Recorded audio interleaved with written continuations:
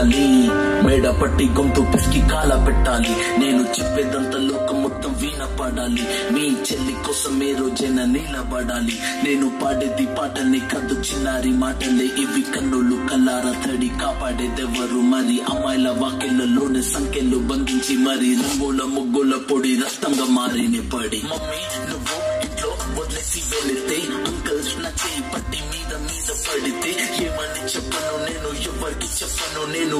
మీరే నేర్పించారు పెద్దోళ్ళు దేవుళ్ళు అని. ఎందుకు మమ్మీ పుట్టించాడు డాడీ నన్ను, అసలు వినాలనుకున్న నేను చందమామ కథలు. ఆడపిల్ల బాధలని చెప్పుకునే బదులు పుట్టగానే చంపేస్తుంటే తప్పుతుంటే ఉసురు. చిన్న బట్టలేసుకుంటే చంపేయాలా, ఇంకెన్ని రోజు దాచుకుంట ప్రాణం ఇలా. నేను చదువుకోవాలా లేదా బడికెళ్ళాలా, న్యూస్ పేపర్ మెయిన్ స్టోరీ అయిపోయానివ్వాలా. చిరునవ్వులతో కాలం గడపాల్సిన చిన్నారి మనిషి అనే రంగేసుకున్న క్రూర మృగాలకు బలైపోయింది.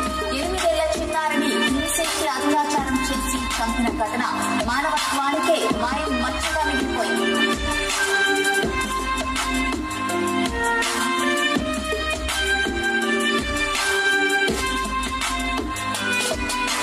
విలేజ్ పిల్లాని కాలేజీకి వెళ్ళాను, డిస్టింక్షన్ కొట్టేసి డిస్ట్రిక్ట్ లో దాటాను. సిటీకి రాగానే సిటీలు కొట్టారు, నల్లగున్నానని నేను నవ్వుల పాలయ్యాను. తల మీద చెయ్యి వేసి దీవించి గురువులు నడు మీద చెయ్యి వేసి కోరారు పరుపులు. జింక పిల్లలాగా నేను తీశాను పరుగులు, చనిపోయిన కూడా మీద పడ్డారు పురుగులు. ఏదో సాధిద్దామని క్లాసెస్ కి వెళ్తే ఓ వ్యక్తి లవ్వంటున్నా వెంట పడనే చిన్న చూపు చూసి నా చున్నీ లాగాడు.